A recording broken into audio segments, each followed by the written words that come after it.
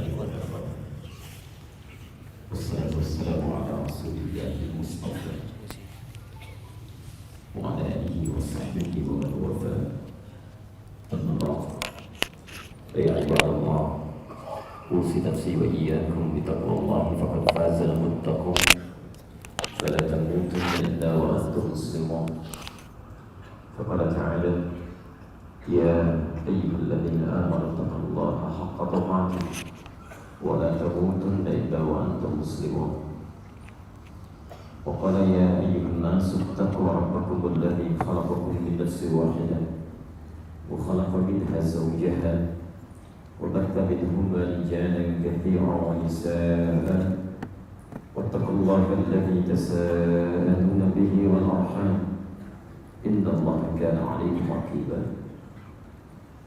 Saudara-saudariku rahimani wa rahimakumullah, semoga Allah Subhanahu wa taala senantiasa mencurahkan rahmat-Nya kepada kita semua. Alhamdulillah, bersyukur kepada Allah Subhanahu wa taala, subuh ini kita kembali diberikan kesempatan oleh Allah untuk hidup saat sebagian saudara-saudari kita telah lebih dulu menghadap Allah Subhanahu wa taala. Kita berprasangka baik kepada saudara-saudari kita, terlebih kepada Allah Subhanahu wa taala, bahwa sesuai dengan ajalnya teman-teman kita telah kembali menghadap Allah. Barangkali dipandang cukup bekalnya, sering mengistighfari dosa-dosanya, sehingga panggilan pulangnya pun begitu indah. Seperti imam kita tadi membacakan rakaat yang kedua, surah ke-89 Al-Fajr, ayat 27 sampai ayat 30 itu. Ya ayyatuhan nafsul mutmainnah, irji'i ila rabbiki radiyatan mardiyah. Hei jiwa-jiwa yang sudah tenang untuk pulang, ayo cepat kembali dengan penuh keridhaan. Engkau ridha, saya pun ridha. Masuklah dalam golongan hamba-Ku dan menegaskan nikmat di surga yang telah Aku siapkan. Kita masih membutuhkan hari ini untuk melengkapi bekal-bekal kebaikan dan mengistighfari kesalahan-kesalahan yang pernah kita kerjakan. Karena itu kita bermohon kepada Allah Subhanahu wa taala di subuh ini, semoga hari ini kita mendapat bimbingan dari Allah Subhanahu wa taala, sehingga hidup kita hari ini bisa lebih baik dibandingkan dengan hari-hari sebelumnya. Insyaallah. Insyaallah, di antara sekian hamba yang tengah beraktivitas di subuh ini, khususnya di Surabaya, antum yang mendapatkan nikmat yang besar subuh ini, yang tidak semua orang bisa mendapatinya, dapat menunaikan salat subuh berjamaah di masjid. Nikmat ini tidak biasa. Beda antara salat yang ditunaikan di waktu subuh dengan salat-salat yang ditunaikan di waktu-waktu selainnya. Quran surah ke-17 Al-Isra ayat ke-78, posisi paling kiri sebelah atas di Safi. Perhatikan ketika Allah menyampaikan 5 waktu salat itu, kemudian menghadirkan suasana subuh atau fajar di dalamnya. Aqimis salata liduluki syamsi ila ghasaqil layli wa qur'anil fajr inna qur'anil fajr kana mashhuda. Tunaikan oleh anda salat dengan benar. Ingat, setiap kalimat salat dalam Al-Quran yang bermakna ibadah itu menggunakan alif lam di awalnya, berbentuk ma'rifah, sesuatu yang khusus, ada ketentuan dia, tidak sembarangan. Kalau alif lamnya dibuang menjadi nakirah, salat misalnya, aqimi salat, tanpa menggunakan alif lam, itu maknanya umum, bebas, nakirah. Anda mau cepat, mau lambat, itu pilihan, tidak ada aturan di situ. Ada orang salat Allahu Akbar, Allahu Akbar, Allahu Akbar, Allahu Akbar, masyaallah 23 rakaat 7 menit misalnya, ya. Itu nakirah sifatnya. Tapi dalam Al-Quran, termasuk di hadis, semua kalimat salat yang bermakna ibadah itu menggunakan alif lam di awalnya. Kalimat salat pertama Al-Baqarah ayat ketiga, alladzina yu'minuna bil ghaib wa yuqimunas shalah, ayat 43, wa aqimus shalah 45, wasta'inu bis sabri was shalah 153, ya ayyuhalladzina amanu ista'inu bis sabri was shalah selalu menggunakan alif lam. Ini menunjukkan kesan bahwa solat yang diminta oleh Al-Quran supaya kita tunaikan itu bukan solat yang sembarangan. Ada aturannya, ada ketentuannya. Tidak setiap orang solat dipandang benar dengan solatnya. Hadis riwayat Al-Bukhari nomor hadis 651. Nabi SAW menyampaikan, "Sallu kama ra'aitumuni usalli." Salatlah kalian persis seperti melihat saya salat, tidak sembarangan salat. Khalad Az-Zurayq disebutkan dalam hadis riwayat Al-Bukhari nomor hadis 751, 757. Hadis Muslim dengan redaksi yang sama nomor hadis 397. Babul musyi fi shalah. Babul musyi fi shalah. Ja'a rajulun ila Nabi sallallahu alaihi wasallam. Datang seorang lelaki kepada Nabi sallallahu alaihi wasallam. Fadakhala ila al-Masjid Nabawi. Kemudian dia masuk ke Masjid Nabi. Fasalla bi jambi Nabi sallallahu alaihi wasallam. Maka kemudian dia salat di samping Nabi sallallahu alaihi wasallam. Falamma sallama yaminan wa shimala, tatkala selesai salatnya dia salam ke kanan dan ke kiri. Faqala lahu Nabi sallallahu alaihi wasallam. Nabi tidak menunggu lama mengatakan pada orang ini, lihat kalimatnya, "Shalli fa innaka lam tusalli." Anda salat lagi karena Anda belum salat. Padahal dia sudah salam. Sampai dia mengulang 3 kali, Nabi menyebutkan kalimat serupa, "Shalli fa innaka lam tusalli." Maka dia berkata, "Ya Rasulullah, ma uhsinu ghairah." Ya Rasulullah, saya tidak bisa lebih baik lagi daripada ini. Alimni, tolong ajarkan saya. Faqala lahu Nabi sallallahu alaihi wasallam. Maka berkata Nabi sallallahu alaihi wasallam pada orang ini, "Idza qumta ila shalah," jika salat kamu ingin sempurna, fa asbirul wudu, mulai dengan berwudu, sempurnakan, begini caranya. Famastaqbilul qiblah, menghadap ke arah kiblat, begini caranya. Lalu diajarkan dari mulai takbir sampai dengan salamnya.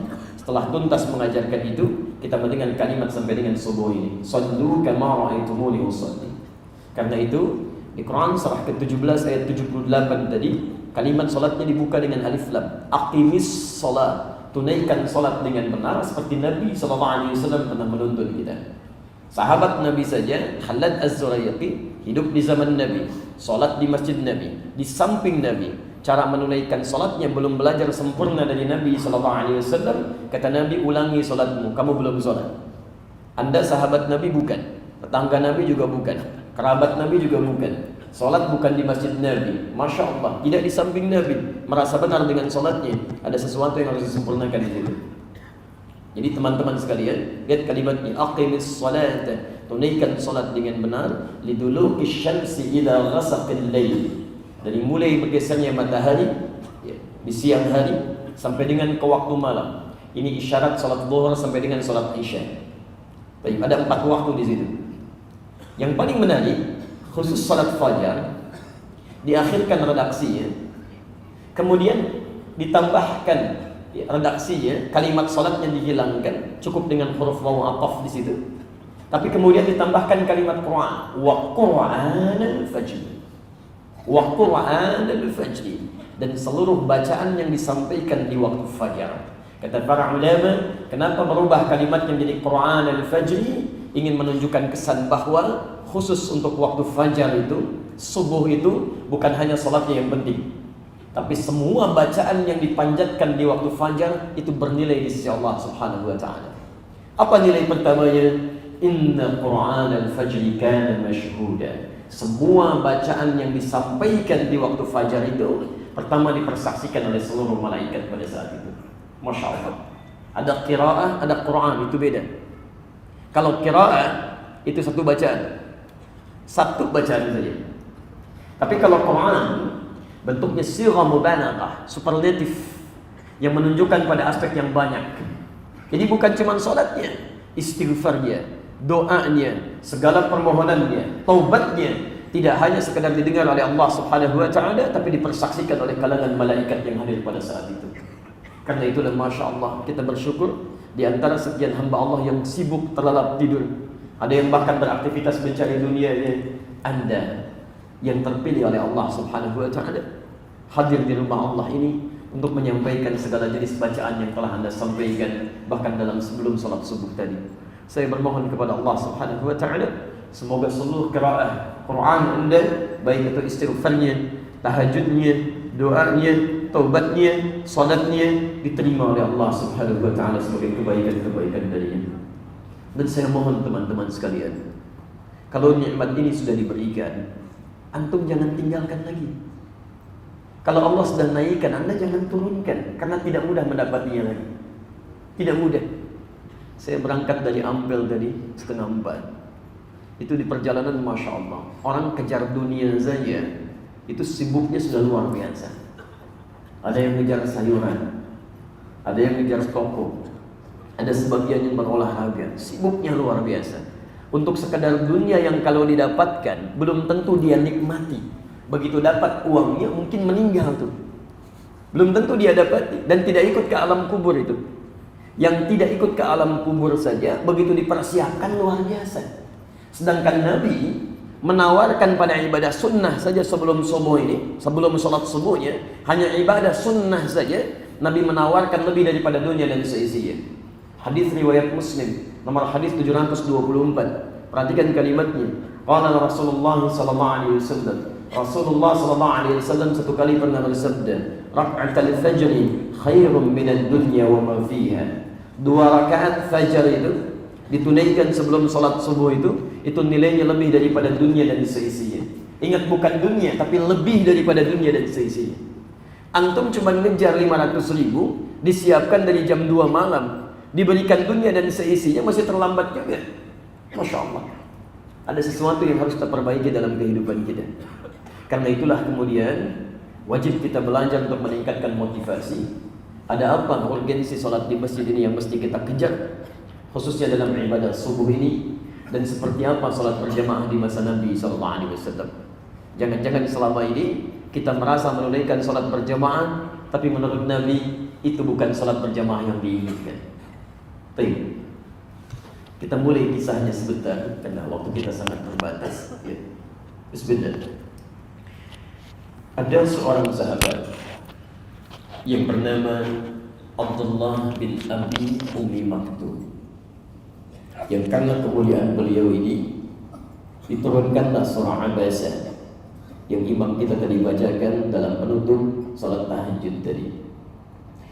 Teman-teman sekalian, mohon maaf, mata beliau dhaif, tidak mampu melihat. Orang menyebutnya dengan buta. Fisiknya juga sudah mulai letih. Rumahnya cukup jauh dari masjid Nabi, tinggal di Madinah, Al-Madinah Al-Munawwarah. Tapi Masya Allah, dengan segala keadaan yang beliau alami, dengan ketetapan Allah Subhanahu wa Ta'ala, masih memiliki kegemaran untuk menunaikan sholat berjamaah di masjid. Masjidnya, jangan bayangkan seindah dan senyaman Al-Falah saat ini. Jangan bayangkan senikmat Masjid Nabawi dalam nuansa sekarang ini.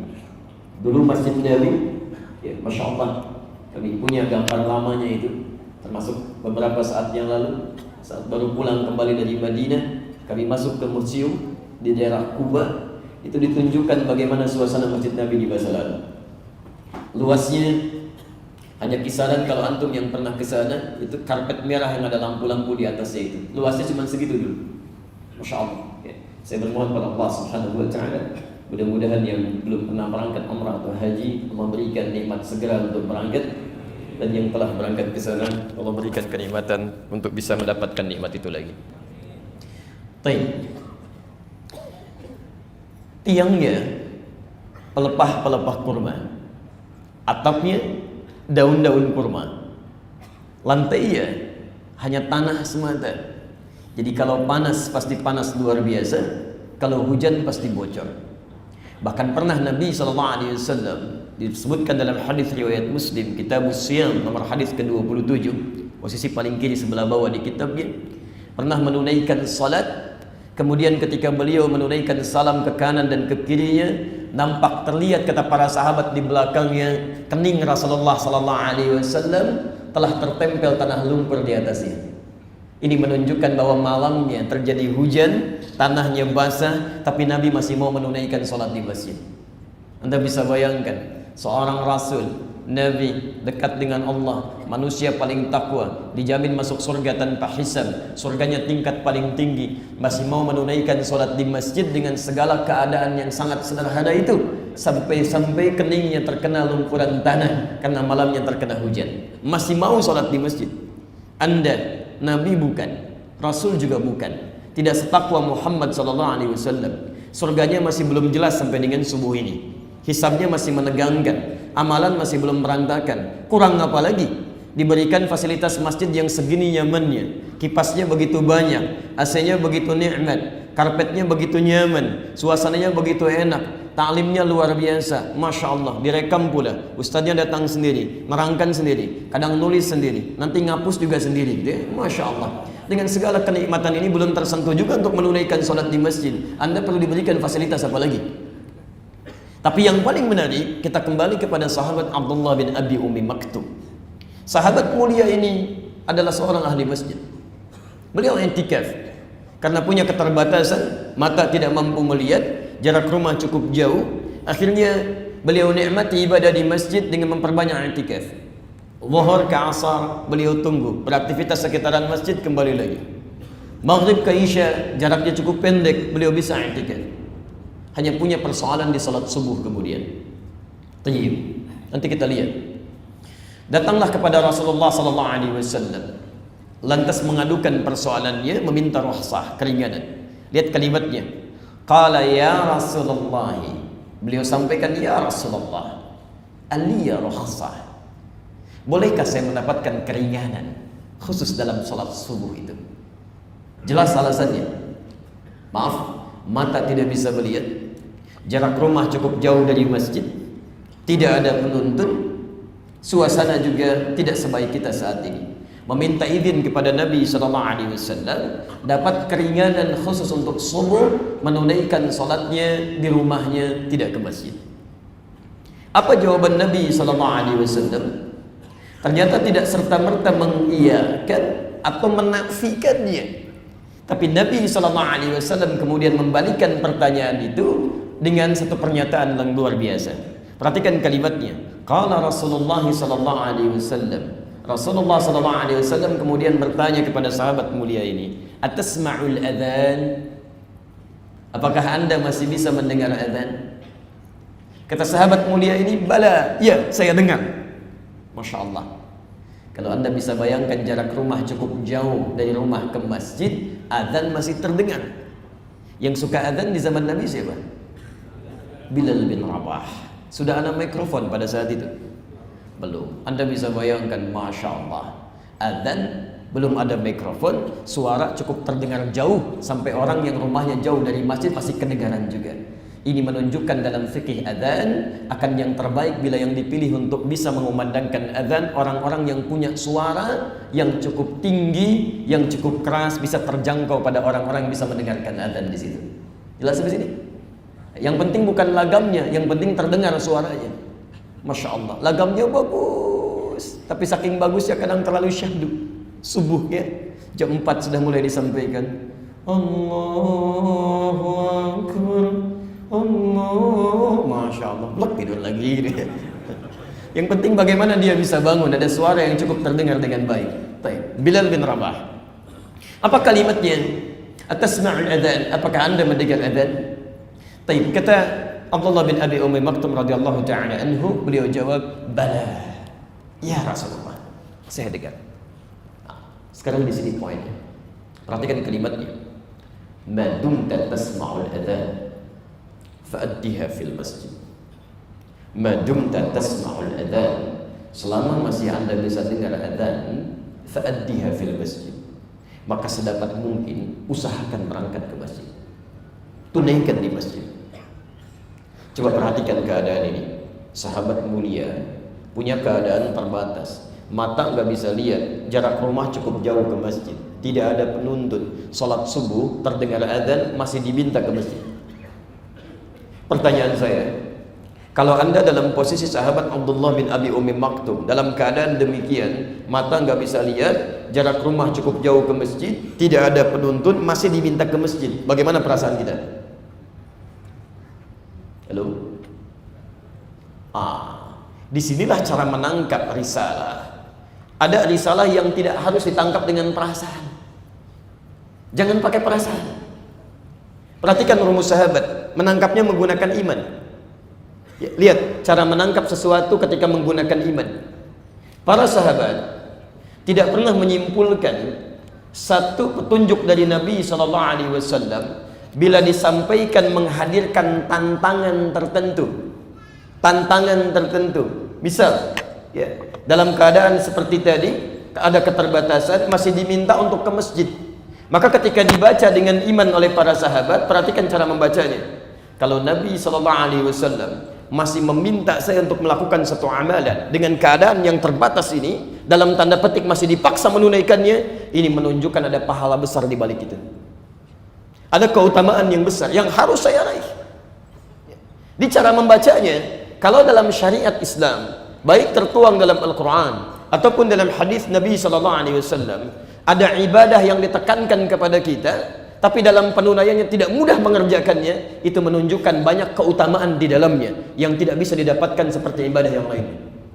Jelas sampai sini? Saya beri contoh. Teruskan yang tadi, Quran surah ke-17 ayat 79 sampai dengan 81. Saya beri contoh padanannya tahajud misalnya. Tahajud. Wa minal laili fatahajjad bihi nafilatan lak. Dan di antara sementara malam, tidak harus semuanya, sebagian saja. Silahkan Anda bangun, tunaikan tahajud. Mohon maaf sebentar ya, beda antara tahajud dengan qiyamul lail. Kalau qiyamul lail itu masih umum, boleh Anda tunaikan tanpa tidur terlebih dahulu. Anda misalnya setelah salat isya, salat sunnah, Anda kiranya lelah, Anda boleh tunaikan salat qiyamul lail 2 rakaat, 4 rakaat, tutup dengan witir. Lantas Anda istirahat. Dalilnya diantaranya Quran surah ke-73 dari ayat 1 sampai dengan ayat 20-nya. Tapi kalau tahajud dari kata hajada, Anda tidur dulu. Aktivitas yang dilakukan setelah tidur. Allah menyampaikan silakan istirahat dulu. Yang nyaman dulu, malamnya bangun tunaikan tahajud. Nafilatan laka. Ini cuma sunnah, bukan fardu. Tapi teman-teman, tolong garis bawahi di sini. Ibadah sunnah ini, sekalipun hanya sunnah, itu memiliki keutamaan yang tidak akan Anda dapatkan sekalipun Anda khusyuk menunaikan salat fardu. Jadi kalau Anda salat fardu 5 waktu itu tidak menunaikan tahajud, Anda tidak akan pernah mendapatkan kemuliaan yang dimaksudkan ini. Ada 4 keutamaannya. Anda khusyuk luar biasa dalam salat fardu, tidak menunaikan tahajud, tidak akan dapat 4 kemuliaan ini. Asa ayyab'athaka rabbuka maqaman mahmuda. Allah akan angkat karir Anda dalam aktivitas Anda, ditempatkan di karir terbaik apapun profesi Anda. Yang kedua, wa rabbi adkhilni mudkhala sidqin, akan dibimbing dalam mengawali aktivitas. Allah langsung yang bimbing. Kalau sudah Allah yang bimbing, tidak akan ada kesulitan yang mampu untuk kemudian kita tidak bisa atasi. Segalanya mudah. Bahkan wa akhrijni mukhrajas sidqin. Yang ketiga, kalau Anda mengalami kesulitan dalam aktivitas, Allah langsung akan memberikan jalan keluar, dibimbing keluar dari kesulitan. Bahkan ketika Anda melakukan rutinitas, ada orang yang mengganggu Anda, menyakiti, ingin menyungkurkan, menyingkirkan, waj'alni min ladunka sultanan nasira. Yang keempat, Allah langsung yang akan menolong Anda tanpa perantara. 4 kemuliaan.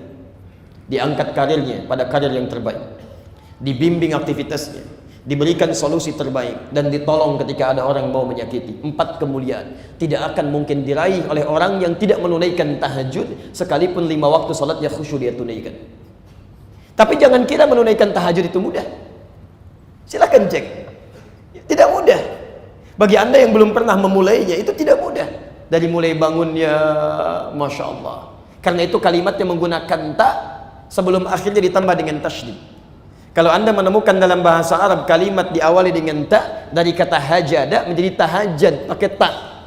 Ta di sana menunjukkan pada al-muhawalah, ya, badul juhdi, ya, satu upaya yang serius, usaha yang sungguh-sungguh untuk bisa mewujudkannya.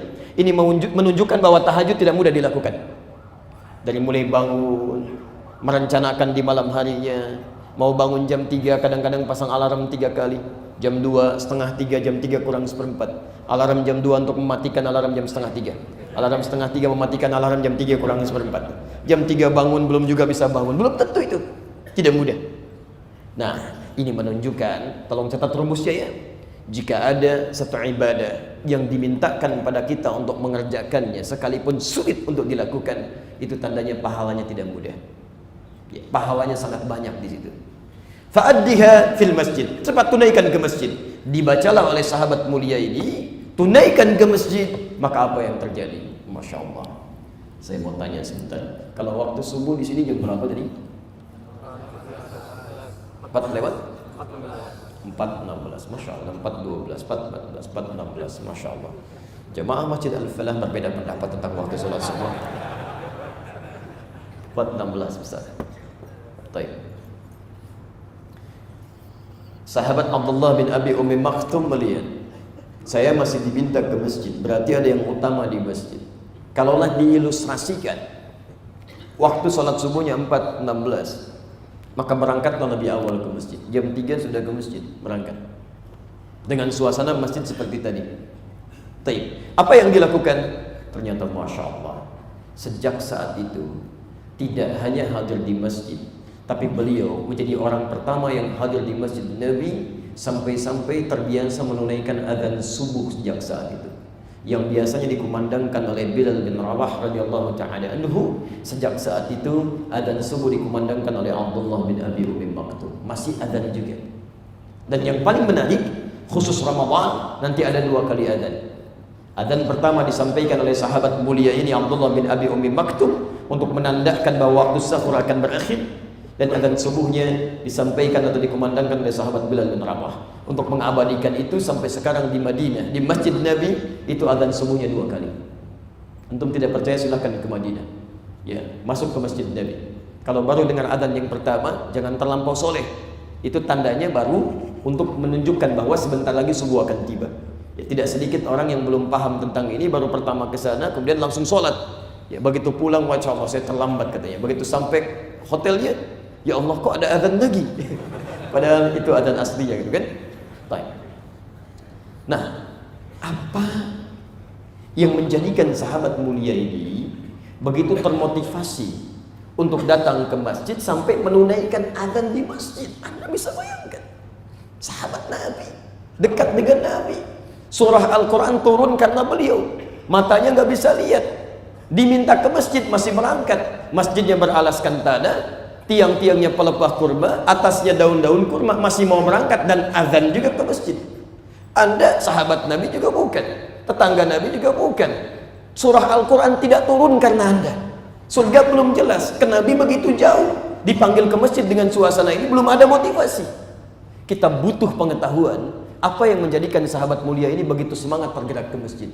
Dengan pengetahuan itu, mudah-mudahan bisa kita tuliskan dan bisa kita kejar dengan semangat yang sama seperti sahabat Abdullah bin Maktum bisa mewujudkannya. Ya. Saya bermohon kepada Allah Subhanahu wa taala, semoga dengan paparan ini insyaallah kita termasuk orang-orang yang bisa mencintai masjid insyaallah. Tidak cukup dengan amin, saya jelaskan dulu baru kemudian kita maksimalkan. Baik. Al-Bukhari nomor hadis 279, di hadis Muslim nomor hadis 131. Kalau antum belum punya kitabnya, cari kitab Riyadhus Shalihin yang agak mudah, karangan Imam An-Nawawi. Ada 1896 hadis di situ. Buka bab pertama, babul ikhlas wa ihdharun niyyah. Di hadis nomor 10, posisi paling kiri sebelah bawah. Hadisnya dari sahabat Abu Hurairah radhiyallahu taala anhu. Baik. Sahabat Abu Hurairah radhiyallahu taala anhu. Sebentar saya berikan penjelasan dulu tentang beliau ini sebagai motivasi untuk kita semua. Jadi kalau Anda mendengarkan hadis, akan lebih baik tidak langsung ke isinya, matannya, tapi lihat dulu siapa yang meriwayatkan, barangkali ada inspirasi besar untuk perubahan hidup kita. Teman-teman sekalian, tidak banyak orang tahu kalau sahabat Abu Hurairah ini asalnya non-muslim. Asalnya. Dan ini bukan nama asli. Kalau Anda temukan Abu itu kunyah dalam bahasa Arab, bukan nama asli. Itu nama sebutan, julukan yang biasanya dinisbatkan pada 2 hal. Anda boleh juga ambil ini sebagai bagian dari praktek kehidupan. Ini sudah tradisi Arab sejak zaman jahiliyah.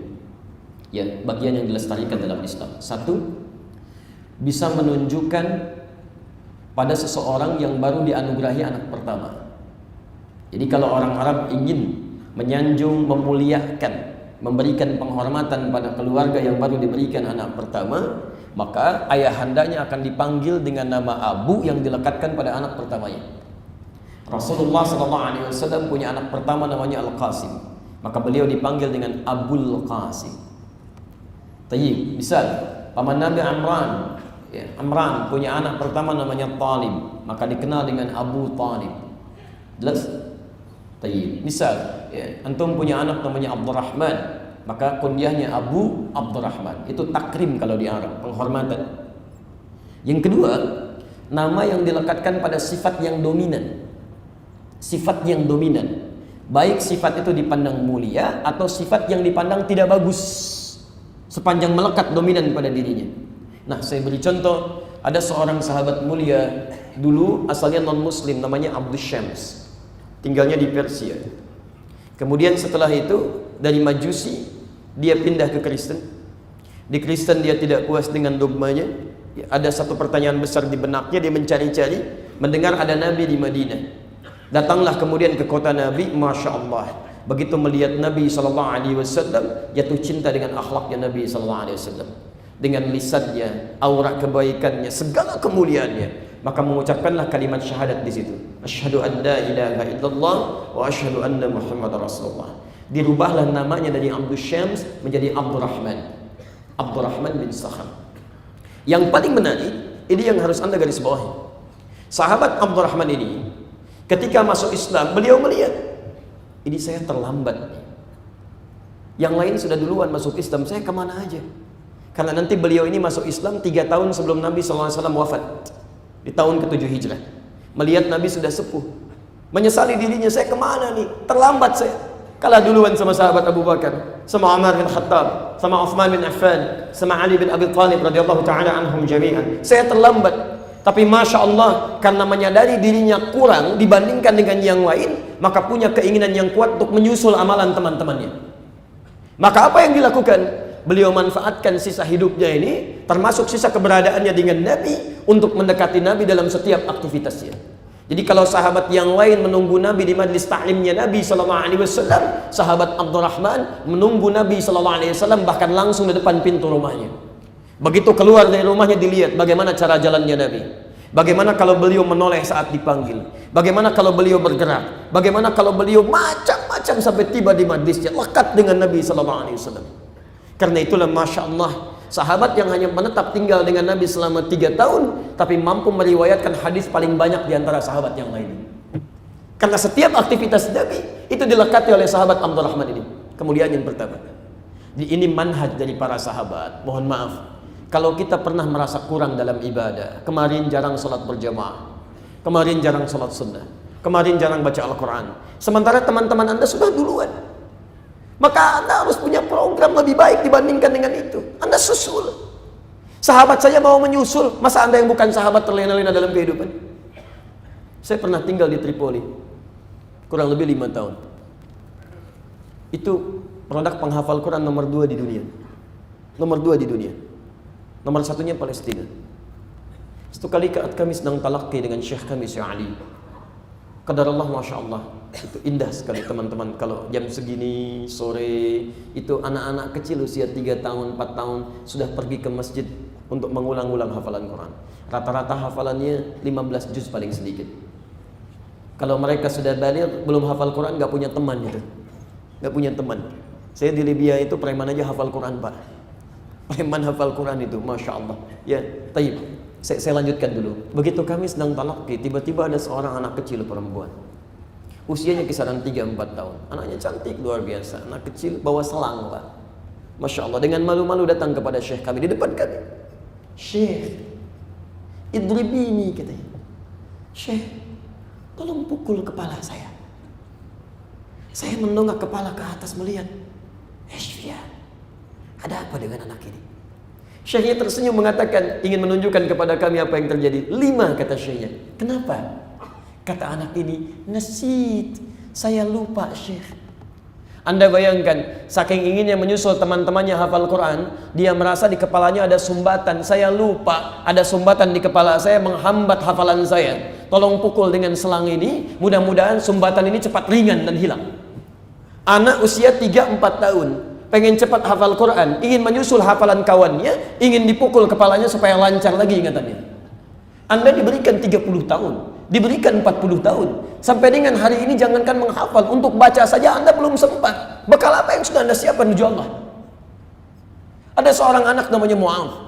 Usianya 4 tahun. Tinggal di Asyut di Mesir. 2006 kami datang ke Mesir.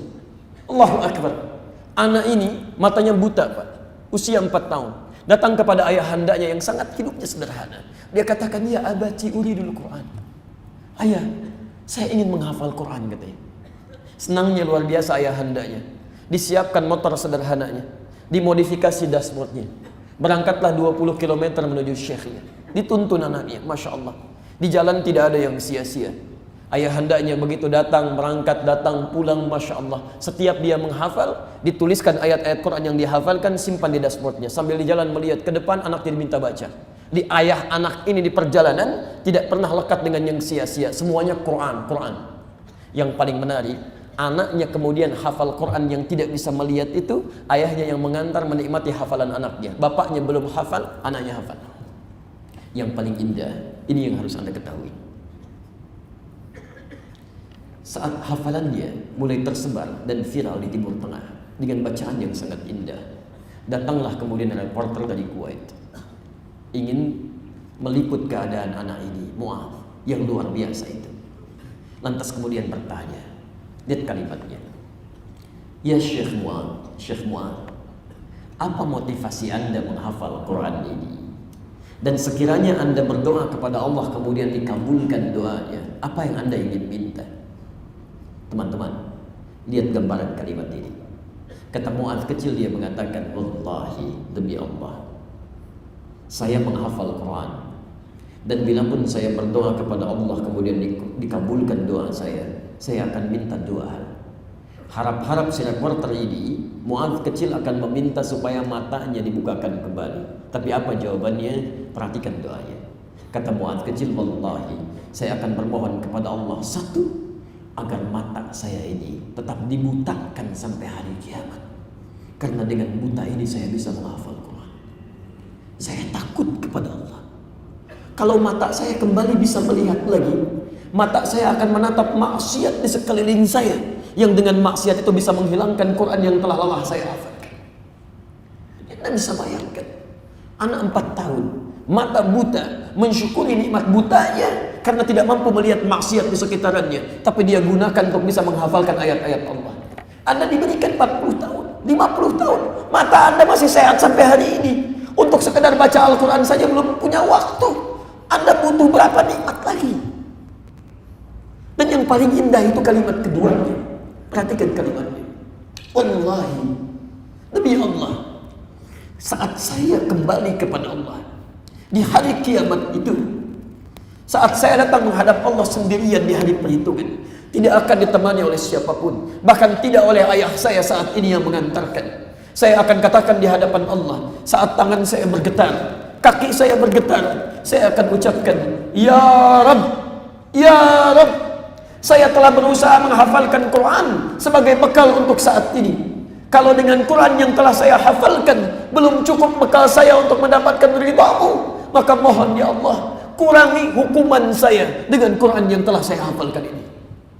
Mohon kurangi siksa saya ya Allah dengan Quran yang telah saya hafalkan ini. Anak kecil usia 4 tahun, belum ada hisab untuknya, belum balik dia, berusaha menghafalkan Quran sebagai bekal pertemuannya dengan Allah, dan masih mengatakan, ya Allah, kalau saya masih layak untuk disiksa ya Allah, maka mohon kurangi hukuman saya dengan Quran yang telah saya hafalkan ini. Antum saat ini diberikan nikmat luar biasa, usia begitu panjang, keadaan sehat, nikmat nyaman, mushaf ada, kelengkapan banyak, sampai hari ini belum tersentuh untuk menghafalkan satu ayat saja dari Quran. Apa yang bisa Anda lakukan? Bukankah masuk ke surga kita harus membacakan Quran? At-Tirmidzi nomor hadis 2915. Nabi SAW menyatakan, hati-hati ketika Anda akan masuk ke surga itu, insya Allah dengan izin Allah. Maka dikatakan kepada Anda, waqra, silahkan bacakan bacaan Quran yang biasa Anda bacakan di dunia, kemudian naik ke surga itu. Fa inna akhira qira'atika akhiru manzilatika. Maka akhir bacaan Quran Anda, disitulah tempat tinggal Anda. Karena itu nanti tidak sedikit orang menyesal masuk surga. Kalau masuk neraka menyesal biarkan saja. Tapi masuk surga menyesal, ini yang agak unik. Ada orang biasa cuma baca 5 ayat, begitu sampai ulaika ala hudan min rabbihim wa ulaika humul muflihun, tempatnya di situ. Ternyata yang 10 ayat sampai fi qulubihim maradun, dia naik ke atas lagi. Setiap naik keindahannya lebih daripada yang pertama. Maka yang 5 ayat menyesal, ya Allah kenapa saya tidak baca sampai 10 ayat. Yang 10 ayat menyesal karena yang 20 ayat sudah ada di atas. Teman-teman, perhatikan canda anak-anak di Palestina itu. Kalau ada anak sudah hafal Quran 30 juz, temannya baru hafal setengah Quran 15 juz, maka perhatikan candanya. Dia akan katakan pada kawannya, nanti kalau saya sudah ada di atas surga, kamu saya dadahin di bawah ya. Kamu saya dadahin di bawah. Pertanyaan saya, antum ada di mana? Ini poinnya. Ini demi Allah saya mohon sebesar-besarnya, mumpung masih ada kesempatan hidup, mulai dari hari ini. Anda tidak perlu menunggu besok, karena belum tentu hidup sampai besok. Ya, belum tentu hidup. Karena itulah kita kembalikan kepada kalimat tadi. Ketika sahabat Abdullah bin Abi Umi Maktum mendapatkan kesempatan luar biasa, kemudian Abu Hurairah juga berusaha, yang namanya tadi Abdurrahman, berusaha memperbaiki diri, maka keindahan beliau yang kedua, mohon maaf, beliau berusaha menyempurnakan, menambah amalan-amalan karena merasa kurang. Tidak ada yang sempurna. Orang baik saat ini belum tentu juga memiliki masa lalu yang baik. Boleh jadi dia berubah dari keburukan yang pernah dia lakukan pada saat dulu. Karena itu mohon maaf, karena kalau ada di antara kita masih merasa kurang sebelumnya, maka hari ini mari kita tingkatkan seperti sahabat Abdurrahman tadi. Dan yang paling menarik, ini yang saya mau berakhir dalam bahasan ilmu sanad ini. Sahabat Abdurrahman ini, itu kalau disampaikan kalimat-kalimat oleh Nabi berupa ajaran-ajaran, beliau tidak pernah menundanya. Nabi katakan misalnya baca Quran, saat itu beliau baca. Nabi katakan sedekah, saat itu beliau sedekah. Satu kali beliau mendengar kalimat Nabi untuk menumbuhkan kasih sayang pada setiap makhluk, tidak hanya manusia, bahkan hewan dan tumbuhan. Sepulang dari majlis Nabi itu, menemukanlah seekor anak kucing kecil liar di jalan. Kalau dalam bahasa Arab ada kucing rumahan, ada kucing liar, itu beda. Kalau kucing rumahan itu disebut dengan kittun namanya, kittun, kucing rumah. Diserap ke dalam bahasa Inggris menjadi kitty, ya, masya Allah. Ada Hello Kitty, itu kucing rumah. Makanya bisa jadi spray, ya, jadi bantal. Itu kittun, kitty. Kucing liar disebut dengan hurratun. Ya, hurratun. Kalau pakai hak itu menunjuk pada manusia, hurrah, bebas. Kalau pakai hak besar itu menunjuk pada hewan. Kucing yang liar, bebas, tidak terawat. Anaknya disebut dengan Hurairah. Maka di jalan mengeong-ngeong mencari induknya, kehilangan induknya, masya Allah. Dibawalah oleh sahabat mulia Abdurrahman ini, dirawat oleh beliau. Kemudian setiap sampai ke tempat istirahatnya sahabat Abdurrahman ini, lapar disuapi oleh beliau, masya Allah. Kedinginan diselimuti oleh beliau. Kemana-mana dibawa oleh beliau. Saking sayangnya terhadap anak kucing ini, seperti seorang ayah yang menyayangi anaknya. Maka satu kali saat beliau berada di perjalanan, berpapasanlah dengan Rasulullah SAW. Keluarlah kemudian anak kucing kecil itu. Maka disebutlah oleh Nabi SAW sejak saat itu, Anta Abu Hurairah, kamu bapaknya anak kucing kecil. Orang yang sayang terhadap anak kucing seperti seorang ayah menyayangi anaknya. Masya Allah. Ada yang seperti itu sekarang. Ke kantor bawa anak kucing, masya Allah. Rapat bawa anak kucing, tidak mudah. Makanya cuma satu ini, Abu Hurairah, ya. Ibu masih ada kesempatan, belum ada Ummu Hurairah itu, kalau mau, ya. Beliau belajar dari Nabi, membawa 7.000 hadis, di antara hadisnya tentang urgensi masjid. Kita bacakan hadisnya. Qala, beliau menyampaikan, qala Rasulullah sallallahu alaihi wasallam, bersabda Rasulullah sallallahu alaihi wasallam, salatul rajuli fil jamaah, salatnya seseorang yang ditunaikan berjamaah di masjid. Kalau ada kata al-jamaah dalam hadis, itu umumnya menunjuk kepada masjid. Jadi pertama saya turunkan kalimatnya, salatul rajuli fil jamaah. Nanti dari mana diketahui masjid pada kalimat selanjutnya, kita akan lihat nanti. Jadi kalimat pertamanya, Salat seseorang yang ditunaikan berjamaah di masjid tazidu ala salati fi suqihi wa baiti. Itu akan lebih banyak pahalanya dibandingkan dengan orang yang salat sekalipun berjamaah tapi dia tunaikan di tempat niaganya atau di rumahnya. Suq itu jangan selalu diartikan pasar ya. Suq itu tempat niaga. Bisa di kantor, bisa mall sekarang. Sekarang pusat bisnis disebut dengan aswaq sekarang. Rijalul aswaq, para pebisnis. Jadi kalau Anda misalnya sedang di kantor, depan kantor Anda ada masjid. Anda memilih sholat berjamaah di kantor dengan teman, tidak ke masjid, itu maaf, pahalanya masih kalah dengan orang yang baru mau berangkat ke masjid. Dia belum ke masjid, baru mau berangkat, itu sudah dikalahkan oleh orang itu. Atau Anda tinggal di rumah misalnya, Masya Allah, rumahnya dekat dengan masjid, bahkan saking dekatnya, ini masjid, ini rumahnya. Dan mic masjid corongnya menghadap ke rumah dia juga, itu Masya Allah gitu kan. Tapi belum mau ke masjid, sholatnya di rumah misal, itu Masya Allah, sholat jamaah yang Anda tunaikan di rumah itu masih kalah dengan orang yang baru mau ke masjid. Dia belum ke masjid, dia baru mau ke masjid saja, pahalanya sudah mengalahkan orang yang sudah sholat berjamaah, baik itu di rumahnya ataupun di pusat niaganya. Berapa jumlah pahalanya? Saya teruskan. Bid'an wa 20 darajah. Bid'an wa 20 darajah. Masya Allah. Bid'an wa 20. Kalimat bid'an itu pakai qad ya, bukan pakai dal. Ini menunjukkan kalimat dari jumlah bilangan dari 23 sampai 30. Maaf, 3 sampai 10. 3 sampai 10. Ini bid'an. Kalau ditambah dengan 20 berarti 23 sampai kisaran 30. Darajah. Fokus. Jadi orang kalau mau ke masjid saja, baru mau berangkat, itu sudah mengalahkan orang yang sudah sholat bukan di masjid. Pahalanya kisaran 23 sampai 30 derajat. Jangan dihitung dengan hitungan kita 1, 2 sampai ke 30, bukan. Hitungannya masjidnya saja yang 25 derajat, itu jarak 1 ke 2 500 tahun. 2 ke 3 500 tahun. 3 ke 4 500 tahun. 4 ke 5 500 tahun. Bayangkan dari 23 sampai 30, berapa pahala yang sudah Anda dapatkan? Jadi kalau Anda punya kesempatan ke masjid kemudian Anda tidak lakukan, itu ruginya luar biasa. Rugi luar biasa. Makanya sahabat Abdullah bin Abi Umi Maktum ketika mengatakan kalimatnya, ya Allah, ya Rasulullah, tolong berikan kesempatan saya untuk menunaikan sholat di rumah. Nabi paham karena pahalanya begitu banyak, kamu masih sanggup gak? Kalau masih sanggup jangan tinggalkan, sayang kalau kehilangan ini. Seorang sahabat saja yang sudah banyak pahalanya, yang begitu dekat ke surganya, ketika memiliki keutamaan-keutamaan ke masjid, oleh Nabi tetap diminta ke masjid. Maka bagaimana dengan kita yang jarak ke surganya mungkin tidak sedekat para sahabat?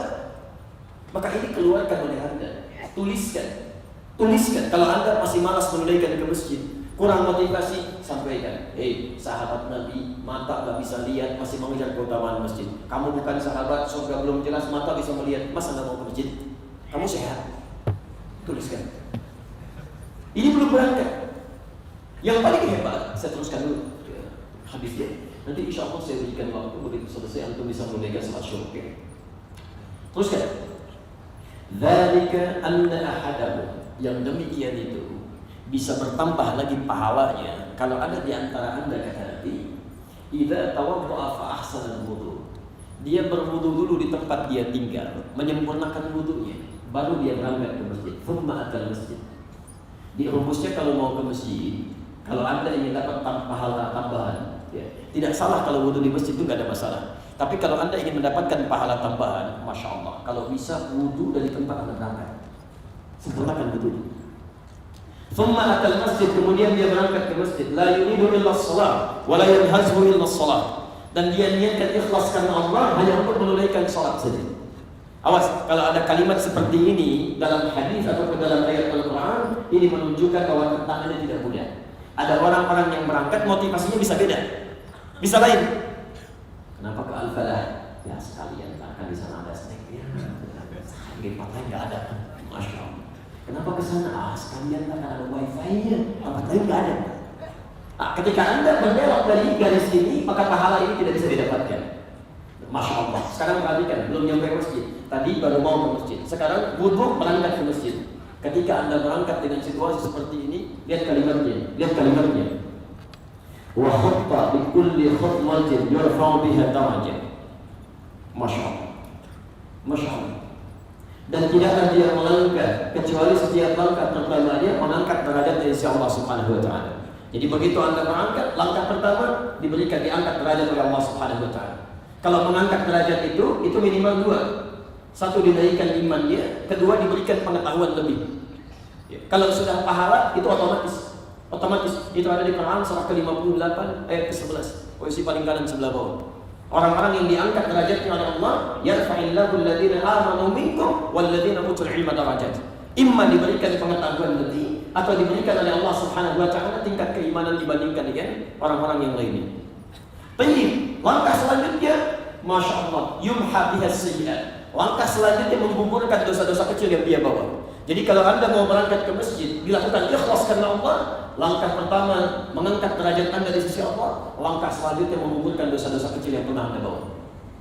Saya mau tanya, ada di antara kita yang tidak punya dosa subuh ini? Yang sedikit boleh angkat tangan. Yang agamanya, yang banyak. Atau nggak bisa angkat tangan karena mau banyak dosanya. Maka kenapa Anda tidak coba gugurkan sedikit demi sedikit dengan mau berangkat ke masjid? Saya kasih gambaran ini. Kalau Anda ingin coba-coba mengukur dosa misalnya dengan muhasabah, jangan jauh-jauh ya. Dosa tubuh kita aja dulu. Ya, dosa tubuh kita. Saya mau tanya sebentar. Bisa kita ambil mata. Apa fungsi mata? Melihat. Itu sudah salah. Jawabannya keliru. Kita ambil kesempatan aja kalau kita ketemu lagi nanti suatu saat. Kalau kita belum tahu cukup katakan Allahu a'lam. Ya, malaikat ditanya katakan qalu subhanaka la ilaha illa anta. Sahabat ditanya Allahu a'lam. Itu bukan malaikat, bukan sahabat, tahu semuanya, itu saya. Baik, apa fungsi mata? Sudah usia segini belum tahu fungsi mata. Masya Allah. Fungsi mata itu bukan melihat. Kalau melihat, kambing pun melihat. Tapi mata kambing tidak dihisap. Mata kita dihisap. Quran surah ke-17 ayat 36. Inna as-sam'a wal basara wal fu'ada kullu ulaika kana 'anhu mas'ula. Sungguh pendengaran manusia itu, penglihatannya termasuk jalan pikirannya satu saat akan dihisab, ditanya oleh Allah Subhanahu wa taala. Karena itu fungsi mata dijelaskan di Quran surah ke-24 An-Nur. Ayat 30 untuk laki-laki, ayat 31 untuk perempuan, bukan melihat. Qul lil mu'minina yaghuddu min absarihim. Katakan pada pria-pria yang merasa punya iman, matanya hanya boleh melihat yang baik-baik saja. Kalau tidak baik, palingkan kata Allah. Ghaddul basar, palingkan yang tidak baik menurut Allah. Jadi fungsi mata kita bukan melihat, tapi melihat yang baik-baik. Yang tidak baik jangan dilihat. Jadi begitu Anda keluar dari sini, Anda melihat gambar misalnya yang tidak boleh dilihat menurut Allah, palingkan. Lisan Anda mengucapkan astagfirullah, cepat ucapkan, lalu palingkan. Itu ghaddul basar namanya. Quran surah ketiga ayat 133, posisi paling kanan sebelah atas. Wasani ila maghfirah, bergegas untuk istighfar. Kalimat salam di situ jangan banyak pikir. Begitu melihat yang salah, keluar ada gambar yang keliru misalnya, langsung palingkan, nggak boleh lihat, Anda ucapkan astagfirullah, keliru. Itu seketika dosa yang Anda lihat itu kemudian digugurkan oleh Allah dan diarahkan kepada yang lebih baik. Jadi awas, ghaddul basar itu bukan cuma kalimatnya, tapi matanya mengelak. Begitu keluar dia, astagfirullah. Itu bukan ghaddul basar. Yang terpalingkan kalimat istighfar keluar dari situ. Nah, saya mau tanya, sampai dengan hari ini berapa kali mata kita melihat yang salah? Coba cek, itu baru mata. Belum telinga. Apa fungsi telinga? Oh, sudah jawab. Mendengar yang baik-baik. Makanya diharapkan mendengar gosip, mendengar ghibah. Apa fungsi lisan? Bicara yang baik-baik. Makanya keluar ketentuan Nabi. Man kana yu'minu billahi wal yawmil akhir falyaqul khairan aw liyasmut. Siapa yang merasa beriman kepada Allah dan hari akhir cukup katakan yang baik-baik. Kalau nggak bisa diam, cuma dua pilihan. Sampai ke ujung kaki. Dari ujung kepala sampai ke ujung kaki. Quran surah 25 ayat 63 itu. Wa ibadur rahmanil ladzina yamshuna 'alal ardi haudan. Hamba Allah yang penyayang itu kalau jalan, tawadhu jalannya tidak angkuh. Enggak sombong dia. Jalan pada yang baik-baik. Nah, karena itu coba Anda hitung-hitung sampai hari ini berapa dosa yang pernah kita kerjakan. Itu kalau Anda mau ke masjid saja, berangkat Anda, itu langkah selanjutnya menggugurkan dosa-dosa kecil, lumayan. Alhamdulillah. Ada sebagian yang digugurkan. Makanya orang yang ke masjid itu, ketika dia keluar dari masjid akan terjadi perubahan dalam hidup. Demi Allah saya katakan, orang ahli masjid beda dengan yang lainnya. Beda lain. Ya. Ada manusia Real Masjid, ada manusia Real Madrid, itu akan beda. Lain karakternya. Kalau nggak percaya silakan. Anda senang ke masjid, maka ketika keluar dari masjid akan ada perubahan. Dari mulai akhlaknya, dari mulai tuturnya, dari mulai perilakunya. Kenapa? Karena kalau sudah yang jelek-jelek diangkat, yang tersisa cuma yang baik-baik. Allah yang menciptakan segala hal berpasangan. Quran surah 51 ayat 49. Wa min kulli syai'in khalaqna zawjayn la'allakum tadhakkarun. Segala hal kami ciptakan berpasangan supaya Anda ingat dengan Allah Subhanahu wa taala. Cuma Allah yang tidak punya pasangan. Pasangan yang baik itu yang jelek. Jadi kalau Anda sering melakukan yang baik-baik, yang jeleknya akan tertutup. Tapi kalau Anda sering melakukan yang jelek-jelek, yang baiknya tidak akan muncul. Ketika yang jeleknya sudah diangkat, cuma tersisa yang baik-baik. Orang yang sering ke masjid, keburukannya akan diangkat oleh Allah, sehingga ketika dia keluar dari masjid, kebaikan-kebaikan akan muncul dalam dirinya. Itu di antara tanda. Makanya masjid itu tenang, Pak. Lain dengan tempat biasa, nyaman gitu. Gak percaya silakan. Cuman masjid tempat paling menenangkan di muka bumi. Begitu Anda masuk, mengucapkan Allah maftah li wa rahmatik, itu auranya sudah baik. Ada kesejukan di dalam. Ada perubahan. Salat 2 rakaat, Anda duduk zikir tenang. Di atasnya kipas angin, saking tenang blok tidur. Itu luar biasa. Masjid. Baik, saya teruskan. Ini baru pahala ya. Nanti di akhir saya akhiri tentang cara berjamaahnya nanti. Selanjutnya, fa idza dakhala al-masjid, maka saat dia masuk ke dalam masjid. Tadi baru mau berangkat. Kedua di jalan. Sekarang masuk masjid. Fa idza dakhala al-masjid, maka apabila dia sudah masuk ke dalam masjid, kana fi shalah. Kana fi shalah, ma damat as-shalah dia allati tahbisu.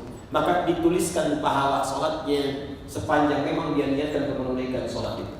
Anda belum sholat, baru masuk masjid, pahala sholat sudah dituliskan. Anda mau subuhan, berangkat seperti tadi berangkatnya. Masuk masjid, begitu masuk ke dalam area masjid, pahala sholat dituliskan bagi Anda. Padahal Anda belum mengerjakan. Belum mengerjakan. Oh, kalau itu bisa langsung pulang, nggak usah. Tidak, itu baru pahala, sholatnya belum. Jangan ditafsirkan berbeda ya, sholatnya belum, itu baru pahalanya. Selama Anda niatkan untuk menunaikan sholat, maka apa yang terjadi? Allahu Akbar. Begitu Anda tunaikan sholat, Anda duduk di dalamnya sampai Anda pulang, belum selesai hadisnya. Wal malaikatu yaqulun, dan para malaikat berebut untuk bermohon kepada Allah. Berebut untuk bermohon kepada Allah. Allahumma arhamhu. Ya Allah, mohon rahmati orang itu. Allahumma ighfir lahu. Ya Allah, mohon ampuni dosa-dosanya. Allahumma tub alaihi. Ya Allah, mohon terima taubatnya. Ya Allah, rahmati orang ini, ampuni dosa-dosanya, dan mohon terima taubatnya. Tidak ada yang paling indah kecuali malaikat berebut memohonkan karunia ini di hadapan Allah Subhanahu wa taala. Dan hanya terjadi ketika Anda berada dalam masjid. Karena itulah teman-teman sekalian, kalimat Nabi menunjukkan keutamaan besar bagi esensi dan urgensi sholat di masjid yang menjadikan para sahabat Nabi SAW tidaklah menunaikan sholat lima waktu kecuali semua mengejar ke masjid. Semua mengejar ke masjid. Demi Allah saya katakan ya, semua sahabat Nabi itu, semua profesinya, apapun yang dijalani, umumnya semua sukses. Profesinya macam-macam. Jangan Anda kira semua sahabat Nabi ustaz semua, tidak. Yang ustaz cuma sedikit. Ali bin Abi Thalib, Abdullah bin Mas'ud, Mu'adz bin Jabal radhiyallahu ta'ala anhum jami'an. Umumnya ada yang pengusaha. Abu Bakar As-Siddiq, Uthman bin Affan, Masya Allah, Abdurrahman bin Auf, pengusaha semua. Ada yang diplomat, Amr bin As. Ada yang birokrat sampai jadi pemimpin, Umar bin Khattab, banyak. Tapi tahukah Anda, semuanya mencapai puncak kesuksesan dalam hidupnya di masanya, bahkan ada di antara mereka yang asetnya melampaui masanya sampai sekarang. Asetnya sahabat Uthman bin Affan, itu sampai sekarang masih ada. Saya baru kembali dari Madinah beberapa waktu lalu, melihat sebagian asetnya sahabat Uthman bin Affan radhiyallahu ta'ala. Pernah beliau membeli satu sumur yang dikuasai oleh Yahudi, dimonopoli. Setiap mau ngambil air, bayar. Kata sahabat Uthman bin Affan radhiyallahu ta'ala anhu, saya beli itu semua. Beli setengahnya, beli semuanya, bahkan dibeli area tanah perkebunan di sekitar 10 hektar. Diwakafkan untuk kepentingan umat Islam. Yang mau ngambil air, silakan, gak usah bayar. Yang mau ngambil kurma di kebun, silakan. Yang lapar makan di situ, yang haus minum di situ. Sampai hari ini, tempat itu masih ada, dan sekarang akan dibuat area penginapan di sekitaran Madinah Al-Munawwarah. Dari area penginapan itu, kemudian hasilnya royaltinya disimpan di Bank Saudi dan disedekahkan atas nama sahabat Uthman bin Affan. Sampai hari ini, sahabat Nabi menikah dengan dua putri Nabi, disebut Bun Nurain, yang memiliki dua cahaya. Orangnya sangat pemalu, saking malunya kata Nabi, malaikat Jibril aja kalau turun malu sama Uthman radhiyallahu ta'ala. Kaya yang luar biasa. Asetnya ada sampai hari ini. Anda tahu apa yang terjadi? Masya Allah. Kata Imam An-Nawawi radhiyallahu ta'ala rahimahullah ta'ala, beliau menulis kitab sebelum menulis Al-Arba'in 42 hadis. Riyadhus Shalihin 1899 hadis. Beliau punya kitab namanya At-Tibyan fi Adab Hamalatul Quran. At-Tibyan. Bisa Anda cari di Google, bisa ya. Di googling, ini gratis Anda dapatkan. Kalau punya kitab aslinya di Indonesia ada 2 cetakan yang bahasa Arab. Satu terbitan dari Kutub Al-Islamiyah warna merah malu. Ya. Anda buka halaman 38. Posisi paling kanan sebelah atas, paragraf pertama, baris 1 sampai 2. Ada yang kedua terbitan Darul Nafais warnanya kuning. Anda buka halaman 47. Paragraf yang ketiga, posisi paling kiri sebelah bawah, baris 1 sampai dengan 7. Perhatikan keterangan Imam An-Nawawi di kitab ini. Kata beliau, sahabat Utsman bin Affan yang kayanya luar biasa ini, yang dijamin masuk surga tanpa hisab, yang bersama Nabi, menikah dengan 2 putri Nabi, yang malaikat kalau turun malu kepada beliau, Masya Allah. Bukan cuma sempat, masih bisa menunaikan, bukan cuma sholat fardunya di masjid, masih sempat tahajud sampai hafal Quran setiap malam. Anda bisa bayangkan? Coba bandingkan dengan kita saat ini. Bagaimana orang-orang yang sholat di masjid Nabi itu selesai semua persoalannya, masjidnya masjid solusi, bahkan malamnya masih sempat tahajud. Bandingkan dengan kita sekarang, sekaya apa Anda? Masih bisa bersaing dengan kekayaan Utsman. Bagaimana sifat kita dengan sahabat Utsman bin Affan radhiyallahu ta'ala anhu? Antum tidak menikah dengan 2 putri Nabi. Surganya belum jelas sampai dengan sekarang. Tidak masuk surga tanpa hisab seperti Utsman. Malaikat kalau turun belum tentu malu melihat antum. Ya, Masya Allah. Ya, jangankan tahajudnya ke masjidannya masih belum bisa ditunaikan. Tapi cita-citanya lebih tinggi daripada sahabat Utsman. Masuk surga tanpa hisab bersama Nabi. Dan surganya surga Firdaus. Masya Allah. Jadi poin. Abdurrahman bin Auf begitu. Lihat asetnya. Disebutkan dalam sejarah, dalam kitab sejarah, bahwa sahabat Abdurrahman bin Auf itu asetnya saja, itu kapaknya saja, kapaknya itu terbuat dari emas. Baru kapaknya. Ya. Saya baca kemarin orang terkaya sekarang di muka bumi Bill Gates. Asetnya 1.300 triliun sampai hari ini disebut orang terkaya. Tapi dibandingkan Abdurrahman bin Auf itu belum ada apa-apanya. Ya, pernah terjadi kehebohan di Madinah. Rebut luar biasa di luar. Sayyidah Aisyah bertanya kepada Allah Ta'ala, ada apa ini? Disebutkan datang kafilah Abdurrahman bin Auf yang modalnya tadinya cuma pakaian, dididik oleh Nabi, nanti pendidikannya berada di masjid. Dididik oleh Nabi, Masya Allah. Bekerja di Madinah, beberapa waktu jadi orang paling kaya di Madinah. Ternyata datang 700 kafilahnya. Abdurrahman bin Auf 700 ekor unta penuh dengan seluruh barang dagangan. Ada emas, ada berlian, ada macam-macam. 700 ekor unta penuh dengan emas, berlian dan sebagainya. Kapak kita buat dari emas. Bill Gates belum ada apa-apanya. Tanyakan pada Bill Gates, belum tentu punya kapak. Silakan SMS kalau kamu saya. SMS Anda aja belum tentu dibalas. Nah, itu luar biasa. Dan kapan itu terjadi? Nah, ini yang paling utama yang harus kita maksimalkan hari ini. Ternyata masjid di zaman Nabi, kenapa sering diungkapkan dengan kata jamaah? Karena fungsinya bukan sekedar menghadirkan motivasi pahala akhirat, bukan cuma itu. Tidak cuma itu. Tapi Nabi hadirkan fungsi jamaah di masjid. Tadi yang saya tuliskan. Fungsi jamaah. Lihat kalimatnya. Shalatul rajuli fil jamaah.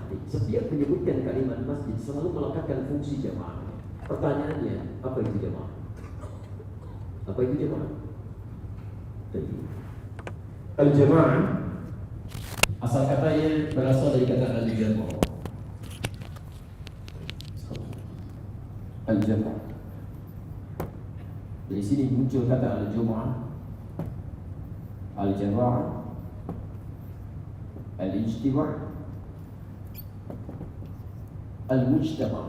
Ini puncaknya. Ini puncaknya. Baik.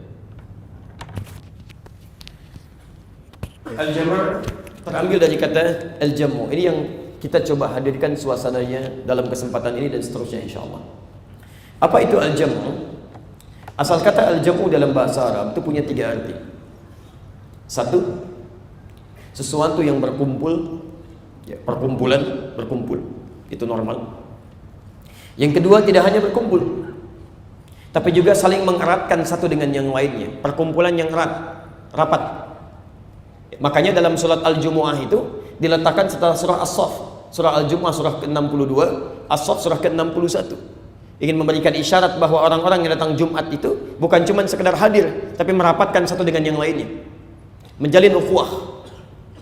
Dan yang ketiga, ini yang paling penting, ya, jadi satu, berkumpul, kedua, merekatkan satu dengan yang lainnya, dan yang ketiga, saling memperhatikan satu dengan yang lainnya. Kumpul, rekat, memperhatikan, itulah al-jamaah.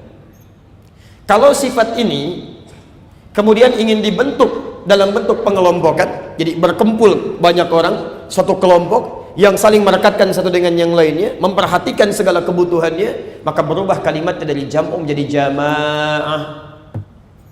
Kalau sudah terbentuk masyarakat dari situ, maka berubah kalimatnya menjadi mujtama', perkumpulan yang saling merekatkan satu dengan yang lainnya dan memperhatikan segala yang dibutuhkan di sekitarnya.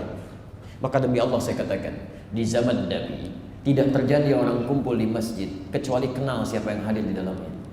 Gak ada orang duduk di masjid Nabi gak diketahui. Semuanya, semuanya, baik orang yang ada di kampung ataupun di luar kampung Madinah. Maaf, bahkan Nabi sampai hafal posisi sahabat ada di mana. Thauban misalnya, sahabat Nabi mulia, itu posisinya sayap kanan, pasti itu kanan. Ya. Orang yang khusyuk luar biasa salatnya. Ketika datang ke masjid ngambilnya selalu kanan. Karena beliau berpandangan kalau di kanan, samping saya pasti tiang, sampingnya lagi pasti manusia biasa, nggak akan banyak terganggu. Jadi tidak banyak mengganggu orang, tidak banyak diganggu orang. Itu Thauban. Sampai ketika beliau tidak ada di sayap kanan dalam kesempatan sholat subuh, Nabi bertanya, sampai ditungguin itu, ditunggu oleh Nabi. Kemana Thauban katanya? Sahabat mengatakan Allah Ta'ala ada, ditunggu oleh Nabi. Sampai ketika sholat subuh waktunya semakin bergerak, diputuskan kita teruskan sholatnya. Begitu diteruskan sholatnya, Allahu Akbar. Selesai sholat, kata Nabi SAW, kita kunjungi sahabat ini. Apa yang terjadi dengan dia sampai tidak datang ke masjid? Lihat, datang, rekat, tahu siapa yang hadir dan diperhatikan. Kenapa dia ke masjid? Antum tahu apa yang terjadi? Ditengoklah oleh Nabi SAW dengan para sahabat ke rumahnya. Anda tahu jarak ke rumahnya kalau dilukiskan ke kita sekarang dikonversi kurang lebih 3 jam, Pak. 3 jam perjalanan kaki. Ini sahabat mulia masih mau ke masjid dalam perjalanan 3 jam. Sampai di rumahnya, singkatnya istrinya mengatakan, laqad tuwfiya zawji, suami saya sudah meninggal. Cuman maut yang memisahkan sahabat Thauban dengan masjid. Dan Nabi masih melihat itu. Tidak ada orang-orang yang datang ke masjid kecuali selesai persoalannya. Selesai, tuntas. Tuntas. Ada orang kesulitan makanan, datang ke masjid, selesai, dapat dia bagian makanannya. Ada orang tidak punya minuman, dapat selesai bagian dari minumannya. Ada orang sakit, dapat bagian dari obatnya. Semua dapat perhatian. Bahkan pernah ada seseorang yang paham kalau punya suatu persoalan, datangnya pasti ke masjid. Ya. Pernah satu orang datang ke masjid Nabi, kemudian Nabi berkata, dia tamu dari jauh. Nabi tahu siapa dia. Begitu datang kata Rasulullah SAW, ini ada saudara kita, siapa yang mau membantunya menjamu makan malam? Itu semua mengacungkan tangan. Bukan cuma 1-2 orang, semua mengacungkan tangan. Karena yang paling pertama mengacungkan tangan, satu seorang sahabat diputuskan oleh Nabi, sahabat ini yang menjamu. Anda tahu bagaimana keadaan sahabat ini ketika di rumahnya? Dibawa tamu itu ke rumahnya. Pada malam harinya diminta istrinya untuk menidurkan dulu anak-anaknya. Setelah itu istrinya ikut istirahat. Disiapkan jamuan makannya. Cahayanya dipadamkan. Lalu si fulan sahabat ini menyodorkan makanannya dengan piring yang telah tertuang makanan di atasnya. Sedangkan dia hanya memegang piring karena cahaya tidak ada, seakan-akan seperti makan berdua itu. Ternyata di rumah itu cuma tersisa 1 piring porsi makanan untuk anak-anak dan keluarga tadi. Diberikan kepada tamu ini sekedar untuk mencukupi kebutuhannya. Itu yang kemudian diabadikan sifat ini di Quran surah 59 ayat 9-10 itu. Posisi paling kanan di pertengahan ke bawah. Wa yu'thiruna 'ala anfusihim walau kana bihim khassasah. Mereka rela mengedepankan sahabatnya sekalipun dirinya membutuhkan itu semua. Teman-teman sekalian, kita rindu yang seperti ini. Di sholat berjamaah itu sholat solutif. Masjid itu masjid solusi. Sholat berjamaah itu bukan datang, kumpul, duduk, sholat, pulang. Bukan itu yang diinginkan. Silakan antum cek, hadis-hadis menyampaikan begitu selesai sholat, Nabi dengan sahabat saling bersalaman. Ya, ada yang memeluk Nabi, ada yang bersalaman, ada yang mencium tangannya. Itu banyak hadisnya. Dan dikenali siapa mereka. Jangan-jangan selama ini antum berjamaah tapi tidak kenal siapa yang hadir di sampingnya. Bahkan dalam Jumat pun nggak kenal siapa yang duduk di sampingnya. Yang datang-datang, yang pulang-pulang, nggak tahu siapa yang hadir di situ. Itu bukan jamaah yang diinginkan. Kita hafal hadisnya, akhirnya apa yang terjadi? Hadis cuma dihafalkan tapi prakteknya nggak ada. Al-mu'minu lil mu'mini kal bunyani yashuddu ba'du ba'du. Mukmin satu dengan yang lainnya bagaikan satu bangunan yang saling melengkapi. Mukmin satu dengan yang lainnya bagaikan satu tubuh. Kalau sakit saling merasakan. Mana buktinya? Kita dilatih berjamaah di masjid, tapi pulang dari masjid ada kebanjiran cuma dilihat saja. Kemarin Bekasi banjir, ada tetangga masjid, Masya Allah, Masya Allah, hadisnya hafal, ayatnya hafal, begitu lihat kebanjiran, ya orang-orang sudah mulai mendorong pakaian dia, mulai mendorong barang-barangnya, ada yang angkat anak, yang satu sibuk merekam begini, Masya Allah, dikirim ke televisi, Bekasi banjir, Anda kerja apa? Ayatnya hafal, hadisnya hafal, apa yang Anda lakukan? Tetangga sakit tidak ada perhatian. Yang diributkan persoalan yang tidak penting. Masya Allah. Ribut kunut, ribut bismillah, ribut baca-baca. Tapi esensi jamaahnya nggak ada. Itu yang kita ingin hadirkan saat ini. Coba cek, barangkali Anda baru nikmat sendirian, teman Anda belum bisa ke masjid. Saya mau tanya sebentar ya, sebentar saja. Mohon izin, nanti saya berakhir di sini. Kalau ada tetangga masjid, laki-laki misalnya, tetangga masjid, dia tidak mau sholat ke masjid, dan Anda tahu itu, apa hukumnya bagi dia? Hukum seorang laki-laki tetangga masjid tidak mau ke masjid, apa hukumnya? Halo? Dosa. Wallahu a'lam. Jadi Masya Allah, hukumnya ajak dia ke masjid. Ajak ke masjid. Fikih dakwah kita terapkan. Coba cek sekitaran, barangkali antum masih nikmat ke masjid. Ada barangkali abang-abang becak yang belum mau ke masjid. Masya Allah. Ada barangkali tukang ojek yang belum mau ke masjid. Masya Allah. Bagi antum dibutuhkan kipas angin, bagi antum dibutuhkan AC, bagi mereka dibutuhkan beras, dibutuhkan santunan, dibutuhkan kecukupan hidup. Karena itu kalau antum lihat ada orang-orang tataful di masa Nabi, bahkan Nabi punya ahlus suffah yang disiapkan oleh Nabi, yang kekurangan dibantu, kasih makanannya, ada beasiswa bagi yang belajar. Jadi ke masjid itu bukan cuma fungsi sholat, ada lainnya. Itu ada di Quran surah 9 ayat 18. Ada untuk penyaluran zakat, ada untuk ta'lim, ada untuk bantuan, ada untuk macam-macam. Kalau ini dihidupkan, Masya Allah, sentral kehidupan yang luar biasa. Itulah jamaah. Itu jamaah. Kenapa nggak antum mulai saat ini? Kami hadirkan di Bekasi, Masya Allah. Ya, kita coba terapkan konsep Pak ya. Bisa. Antum mulailah di komplek kalau belum banyak yang ke masjid. Kompak aja dulu berapa orang? Bisa 5 orang. Mulai ke masjid. Setelah antum pulang dari masjid, tengok yang nggak ke masjid, bawain buah. Datang ke rumahnya, Assalamualaikum, akhi, saya nggak lihat antum tadi di masjid, saya kira antum sakit, ini buahnya. Masya Allah. Besoknya dia ke masjid tuh Pak, ke masjid. Begitu dia ke masjid, ngobrol di masjid, beli buah lagi, tengok yang lain. Masya Allah Pak, kami nggak lihat Bapak di masjid. Masya Allah. Ya, ini barangkali buahnya dikira sakit, besoknya dia ke masjid. Masya Allah. Itu kalau bisa dipraktekkan indah Pak, lama-lama semua ke masjid, walaupun tidak sedikit yang menunggu buah itu kan. Tapi indah. Indah, bisa terjadi. Karena itu saya mohon, saya tutup organ di masjid. Pertama, menghadirkan pahala yang sangat banyak disediakan oleh Allah Subhanahu wa Ta'ala. Jika punya kesempatan jangan ditinggalkan.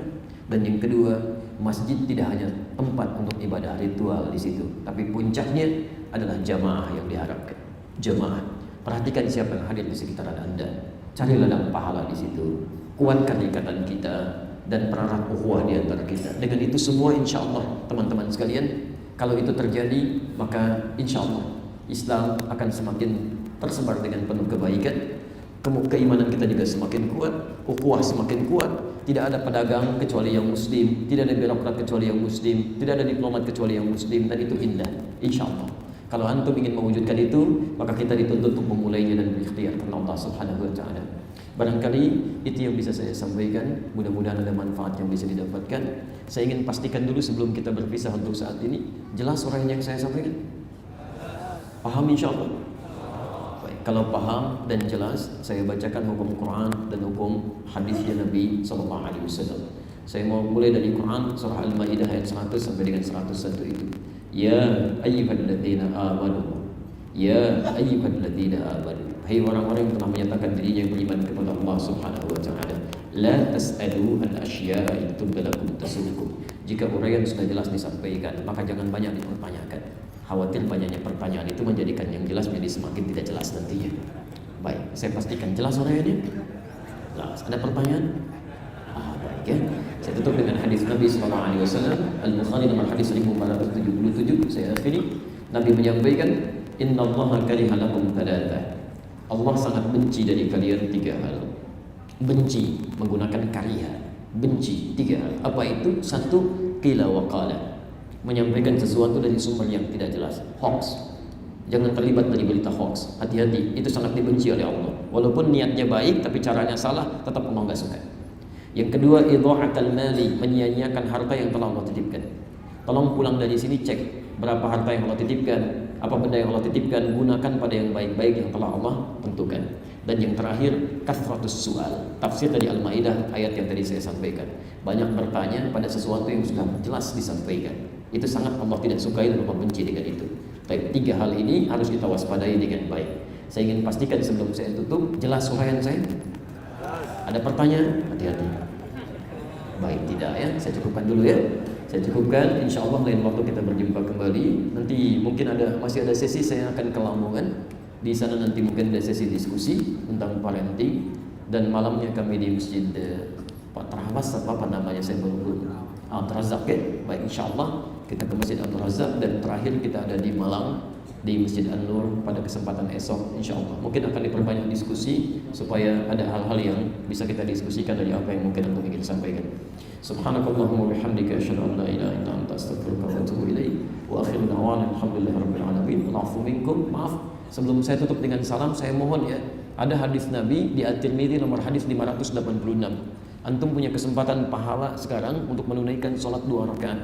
Namanya salat syuruk. Kalau anda bisa tunaikan itu, kata Nabi, kana alaihi ka ajri umratin wa hajjin. Dia akan mendapatkan pahala semisal haji dan umrah sempurna. Sayang kalau antum tinggalkan. Demikian. Assalamualaikum warahmatullahi wabarakatuh.